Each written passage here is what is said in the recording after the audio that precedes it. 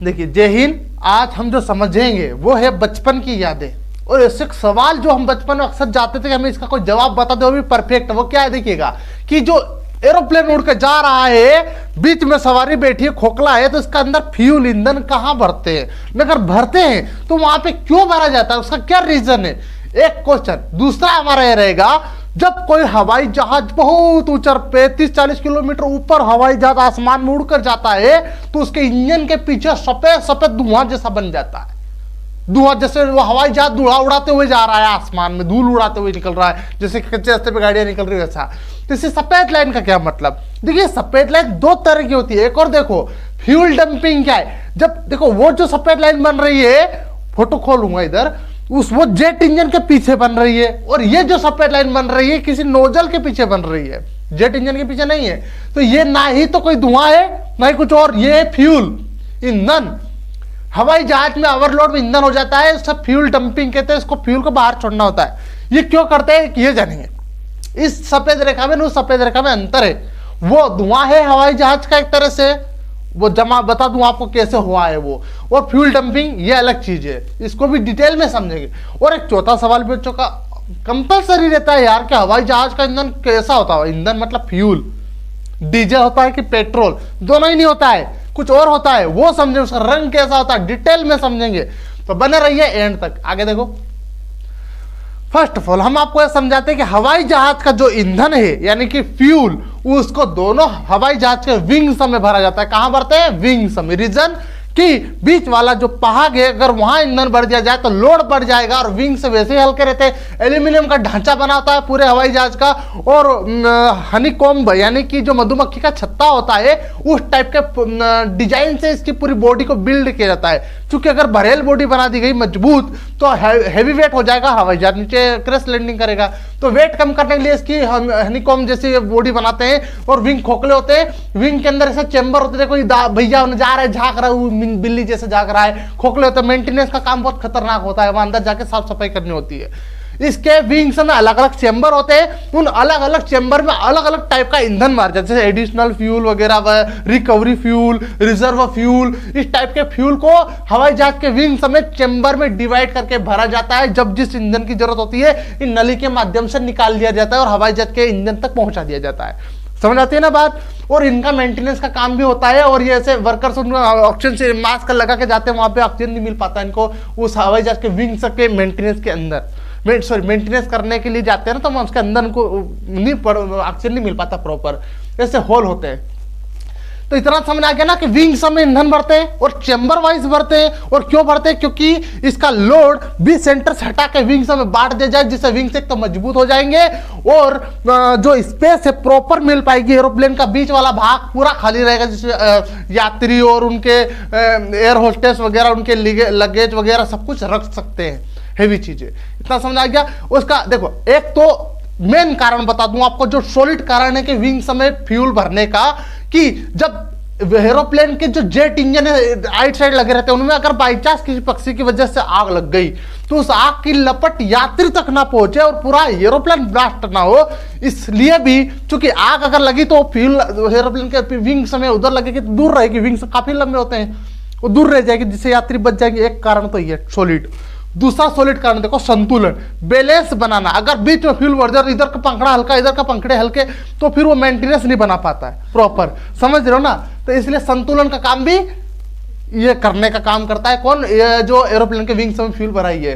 तो तीसरा रीजन है सॉलिड वाला दबाव। दबाव क्या है कि अगर सोचो कि आपके हाथ हल्के और शरीर भारी, तो क्या आप जंप कर पाओगे, नहीं। तो हवाई जहाज का शरीर क्या हुआ, बीच वाला पोर्शन जो लंबा लंबा मछली के आकार का है, डायनेमिक शेप वाला। तो जो विंग्स होते हैं वे एक से ढलावदार एरो के शेप में होते हैं। अगर उनमें फ्यूल भर देगा तो हवाई जहाज वैसे भी उनमें ही पावर है, यानी एयरक्राफ्ट के जेट इंजन उन्हीं में तो लगा है विंग्स में, तो पावर तुमको वैसे ही मिल रही है। तो वैसे उड़ान भरने में उसको आसानी हो जाती है, और बीच वाला भाग हल्का रहता है तो पटाख उसको टेक ऑफ कर जाता है ना। और लैंडिंग करने में बड़ी आसानी हो जाती है, संतुलन बैलेंस बना के हवाई जहाज आसानी से लैंड कर जाता है। इतना समझ में आता है। आगे देखो, अब ये ससुराल ये जानो कि फ्यूल भरते कैसे है। जैसे कप्पन तो पेट्रोल पंप पे गाड़ी खड़ी करके ये डाल दे रहे हैं, बहुत पेट्रोल खुट गया, डीजल खुट गया वगैरह वगैरह, वो कैसे डालेंगे। तो वह कैसे क्या है कि जो छोटे मोटे एयरपोर्ट है उनमें तो एविएशन टैंकर लेके घूमते हैं, जो कि वहां पे एयरपोर्ट घूमते रहते हैं। जहां भी हवाई जहाज खाली दिखा, नीचे से फट से नोजल लगाया, वो एविएशन टैंकर उसके अंदर से फ्यूल को भर देते हैं। अच्छा, इसके फ्यूल का नाम है एविएशन फ्यूल। क्या कहते हैं? Aviation fuel. एविएशन फ्यूल को हवाई जहाज के विंग्स के नीचे से पुट कर देते हैं और दबा के प्रेशराइज करके उसके अंदर फिल किया जाता है फ्यूल को। लेकिन जो बड़े बड़े एयरपोर्ट होते हैं विशाल का आकर, जहां पे कई सारे एरोप्लेन लैंडिंग करते हैं, एक दिन में कई सारे टेक ऑफ करते हैं, वहां पे फ्यूल भरने के लिए उनके प्रॉपर उनका खुद का टैंक होता है। घेरे में देखो, उस टैंक में अंदर काफी फ्यूल भरा रहता है। उसको पाइप द्वारा, ये जो टैंक, ये मशीन खड़ी है आगे, वो मशीन क्या करती है? प्रेशर का काम करती है। वो सक करती है, प्रेशर द्वारा एरोप्लेन में फील करती है। सक करती है और फील करती है। कौन करती है? वो मशीन। समझ रहे हो? तो ये होता है, ये बड़े बड़े एयरपोर्ट पे ऐसी मशीन होती है, प्रेशर देने वाली कंप्रेसर मशीन। और एक तरह से जो छोटे एयरपोर्ट होते हैं वहां पे एविएशन टैंकर ही घूमते हैं फ्यूल भर के, जो जब जरूरत पर डाल देते हैं। ये होता है फ्यूल भरने का तरीका। और इसके विंग्स में नीचे लॉक होता है, वहां पे जाके वो देखो भैया लूमकर ही सीढ़ी पे चढ़ के झूम के लगा रहा है फ्यूल को, ऐसे फ्यूल डाल दिया जाता है, पुट कर देता है। ठीक है, आगे देखिएगा। अब भी देखो कि जो सफेद लाइन है इसका क्या मतलब? जब हवाई जहाज 40 किलोमीटर 35 किलोमीटर ऊंचाई पे उड़ता है, छोटे हवाई जब जैसे अपनी इंदौर में एयरपोर्ट है तो वहां पे लैंडिंग करने निकलता है, इसके पीछे नहीं बनती है। सिंगल जेट इंजन वाले हवाई जहाज के पीछे भी सफेद रेखा नहीं बनती। बड़े वाले 4 इंजन वाला हवाई जहाज जो एक देश से दूसरे देश के लिए रवानगी लेता है, एक प्रदेश से उड़ा दूसरे प्रदेश में लैंडिंग किया, एक राज्य से उड़ा दूसरे राज्य में लैंड किया, उस हवाई जहाज में नहीं होता है। लेकिन एक देश से उड़ता है तो दूसरे विदेश में लैंडिंग करता है। ऐसे हवाई जहाज 4 इंजन वाले होते हैं, 2 इधर 2 इधर, वो काफी ऊंचाई पे उड़ते हैं। और हमने जब बचपन फिजिक्स में पढ़ा कि जो समताप मंडल है, स्ट्रेटोस्फीयर, इसमें टेम्परेचर होता है -40 डिग्री से -60 डिग्री, जो कि बर्फीला टेम्परेचर। सोचो आप, +1 डिग्री पे ही बर्फ जमती है, तो -40 डिग्री की तब बर्फ होगी, आसमान में खतरनाक होती है ना। और हम ठंड के सीजन में जब सांस छोड़ते हैं तो हमारे मुंह से धुआं निकलता कि नहीं? तो असल में वो पानी की नमी होती है जो बाहर जाती है, जम जाती है। जमने के बाद में वो स्टीम यानी भाप पे कन्वर्ट हो जाती है। बात समझ आया ना? देखो ये दीदी छाए सेंक रही है, धुआं निकल रहा है कुकर, प्रेशर कुकर की तरह, है ना। अब ये देखो हवाई जहाज ऊपर जा रहा है तो उसके इंजन का टेम्परेचर देखो आप। हवाई जहाज जब आसमान में उड़ता है 35-40 किलोमीटर ऊपर, तो उसका टेम्परेचर होता है 463 डिग्री सेंटीग्रेड। समझा रहा है? प्लस में। और वहां के वातावरण एटमोस्फेयर का टेम्परेचर कितना है? -40 डिग्री से -60 डिग्री। जिसमें वो उड़ता है तो जैसे उसके एग्जॉस्ट से जो धुआं निकलता है, जो भाप निकलती है, उसके अंदर वाटर ड्रॉपलेट होते हैं, हल्के हल्के पानी की बूंदे। तो वे जैसे ही बाहर आती है तो वे भाप में बदल जाती है, देखो धुएं टाइप। तो जैसे हवाई जहाज निकल गया तो इसके पीछे का रास्ता बन जाता है। जैसे हवाई जहाज खुद बना के जा रहे हैं, रास्ता बना रहे हैं, दूसरे हवाई जहाज आएगा मेरे देखा देखी इधर निकल के आएगा। हम बचपन कहते थे हवाई जहाज रेखा बनाते जा रहे हो, हमारे जाने के लिए रास्ता बना रखा है कि मेरे पीछे पीछे आ जाना। हम बचपन में ऐसा करते, देखो तुम्हारी पता नहीं लेकिन ऐसा करते हैं। छोटे इंजन वाले करते हैं। अगर ऊंची उड़ान वाला हवाई जहाज है, ज्यादा ऊंचाई पे उड़ रहा है 35-40 किलोमीटर पे, तो वो 100% से धुआं पीछे की ओर छोड़ेगा। और असल में कोई धुआं नहीं है, ये एक तरह की उसका जो हाई टेम्परेचर वाला जो धुआं उसके जेट इंजन से बाहर हुआ एग्जॉस्ट है, वो जम जाता है वो टेम्परेचर की वजह से, और बर्फ जैसी एक सीलिंग में कन्वर्ट हो जाता है, और वो धुआं सफेद रेखा के रूप में तब्दील हो जाता है। बात समझ आई ना? देखो जेट इंजन के पीछे पीछे रेखाएं बन रही, देखो उसके 4 जेट इंजन, 4 धुआं की रेखा बन रही, दिख रहा है ना? अब बात समझ आई ना? इतना कंफर्म? आगे देखो, फ्यूल डंपिंग। अब देखो हवाई जहाज में कई सारे एडिशनल फ्यूल डाले जाते हैं। मैंने आपको पहले बताया additional fuel, recovery fuel, reserve fuel, ये अलग अलग चेंबर में भरे जाते हैं इसके विंग्स के अंदर। क्योंकि मेन टैंक जो है वो तो उसके सप्लाई यहां से यहां तक की दूरी भरने का, लेकिन कल को मानो कि हवाई जहाज लैंडिंग नहीं कर पा रहा है एयरपोर्ट पे, तो उसको ऊपर ऊपर ऐसे सर्कल राउंड घुमाना होता है। तो उनके लिए एडिशनल फ्यूल, या फिर उनको एयरपोर्ट पे इस लाइन से इस लाइन में जाने के लिए जो फ्यूल लगता है उसके लिए अलग से फ्यूल भरे जाते हैं। ईंधन खर्च हो जाता है एक्स्ट्रा, जैसे हम गाड़ी में भरते हैं ना 100 की जगह हम 150 डलवा लेते हैं, ऐसा। तो उससे हेवी लोड हो जाता है। ज्यादा ईंधन भरेंगे तो हेवी लोड नहीं होगा क्या? अब मान लो कि हमारे घर के छत की कैपेसिटी थी 500 लीटर टैंक के रखने की, और हमने वहां पे 2000 लीटर का टंका रख दिया, तो छत डैमेज नहीं हो जाएगा? तो ऐसा ज्यादा जब फ्यूल भर देते हैं किसी मजबूरी के कारण, और जब हवाई जहाज दूसरे एयरपोर्ट पे लैंडिंग करता है तो उसका वेट बहुत ज्यादा हो जाता है, दोनों विंग्स का। समझ रहे हो? अब इतना वेट लेके जब जैसे हवाई जहाज लैंडिंग करते विंग्स भट टूट के नीचे बिना पाखड़े का हो जाएगा। सोचो आप, मेरे हाथ ऐसे हल्के हल्के, तो मैं ऐसे चल पा रहा हूं, लेकिन दोनों हाथ पे 1 क्विंटल का थैला बांध के हम चल पाएंगे? हम तो जैसे ही लैंड करेंगे उड़ते उड़ते जैसे दोनों हाथ टूट के हमारे जमीन में गिर जाएंगे, हम तो विकलांग हो जाएंगे। ऐसे विकलांग ना होए इसलिए क्या करते हैं, इसके देखो आप इसके विंग्स के जस्ट पीछे नोजल लगा रहता है, एक्स्ट्रा फ्यूल को डंप करता है वो, यानी छोड़ता है, समझो। इसको दूसरी भाषा में जेटसन भी कह सकते हो। क्या कह सकते हो? जेटसन। जेटसन या फ्यूल डंपिंग। जब हवाई जहाज एयरपोर्ट पे लैंडिंग करने के कगार पे होता है, 1-2 किलोमीटर दूर रहता है, तभी से वो जेटसन करने लग जाता है। ऐसा हल्का हल्का हमें लग रहा है देखो हवाई जहाज में कितना ताकत के हवा को काटते हुए नीचे आ रहा है।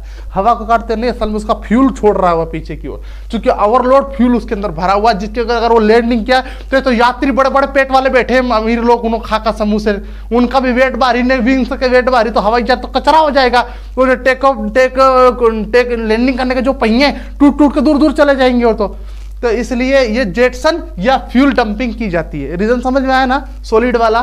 चलो आगे देखो। अब देखो कि हवाई जहाज का जो ईंधन होता है फ्यूल, वो कैसा होता है और काय का बना होता है। तो मैं सिंपल बता दूं, ना तो वो पेट्रोल है ना वो डीजल है, वो बना होता है केरोसिन का। काय का होता है? केरोसिन का।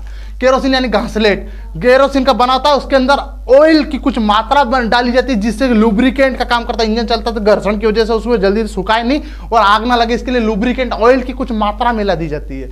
और अब वो ऊंचाई में उड़ रहा है, माइनस टेम्परेचर में चल रहा है स्ट्रेटोस्फीयर में, तो वहां पे जम ना जाए ईंधन, तो इसे जमने के सोल्यूशन के लिए इसके अंदर इथाइल ग्लाइकोल मिलाते हैं, जो कि फ्यूल को जमने से, हेवी ठंड में जमने से बचाता है, बर्फ में तब्दील ना हो वही फ्यूल। इसलिए तो आपने जाना कि केरोसिन, ऑयल, इथाइल ग्लाइकोल, चूंकि फ्यूल जमने का काम करता है, एक एंटी फ्रीजिंग का काम करता है इथाइल ग्लाइकोल। कभी क्वेश्चन पूछ सकता है एंटी फ्रीजर कौन है फ्यूल के लिए, तो इथाइल ग्लाइकोल। और ऑयल लुब्रिकेंट का काम करता है, और ये जो केरोसिन है तुम्हें पता है चाक पकड़ लेता है, इसलिए ईंधन को जलाने का काम करता है। तो इन तीनों को मिला के कहते हैं एविएशन टरबाइन फ्यूल। अतः हवाई जहाज के फ्यूल का नाम क्या हुआ? ETF fuel.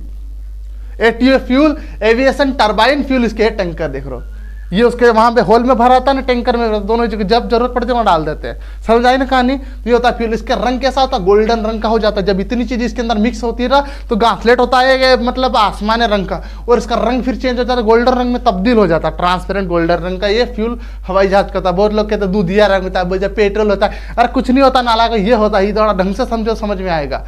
केमिकल को समझो, समझ आ गई ना बात? तो यही है। तो अब देखो हवाई जहाज माइलेज कितना देता है, एवरेज मोटरसाइकिल देती है सर। अब देखो कि इसका 12 लीटर का जो ईंधन है, उसमें वो 1 किलोमीटर रनिंग कर पाएगा। हवाई जहाज टेक ऑफ कर गया, उसके बाद वो यहां से 1 किलोमीटर चलेगा, तो उसके लिए वो 12 लीटर ईंधन खर्च करेगा। अब यहां पे बात 12 लीटर कंफर्म नहीं कह सकते। देखो एयर होस्टेस इसलिए रखते हैं चिमनी ताकि वहां के पैसेंजर का मन बनाए रखे, और उनका वेट कम होता है, जिससे हवाई जहाज का ये क्या है, ये जो एयर होस्टेस होते हैं, ये हवाई जहाज का एक तरह का पार्ट है, एम्प्लॉय है वहां के। तो ये तो हमेशा रहेंगे, यात्री तो उतरते बढ़ते रहे, कभी मोटे पेट वाला, कभी चिमले भी आ सकते हैं, दुबले पतले, तो उनका वेट कम ज्यादा हो सकता है। उनके बेस पे ही एवरेज का डिसीजन लिया जाता है। लेकिन ये जो क्या है, एयर होस्टेस, ये हवाई जहाज का एक पार्ट है। और इन आदमी, कभी सुना है कि हवाई जहाज में एयर होस्टा को रखा, मोटे दूध वाले को, 5 क्विंटल वाले एयर होस्टा को रखा? इसलिए रखते, 5-5 क्विंटल वाले 3 एयर होस्टा रख लिया, तो एक तो वो घूरते, तो पैसेंजर वैसे ही उनसे परेशान, उनमें कोई नम्रता तो होती नहीं है। ऊपर से चॉकलेट मांगे तो वो क्या ऐसे ऐसे शॉर्ट कपड़े पहन के वहां घूमेंगे, टांग दिखाएंगे।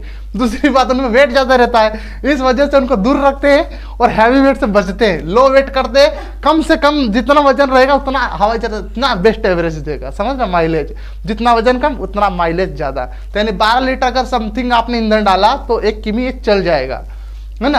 अगर एयर होस्टेस रही तो ना, एयर होस्टा रहा ना, तो ये 8 किलोमीटर पे आ जाएगा। समझ आ गया ना? सॉरी 8 किलोमीटर क्या, 8 लीटर पे, ये 12 लीटर में ये आधा किलोमीटर भी तैयार नहीं कर पाएगा ढंग से। क्लियर है? तो हवाई जहाज से रिलेटेड 3-4 फैक्ट जो बचपन हमारे आंखों में धुंधले धुंधले विजिबिलेशन लाते थे, वे दूर हो गए अब। ओके, आज के लिए इतना ही। कोई सवाल हो तो पूछ सकते हो।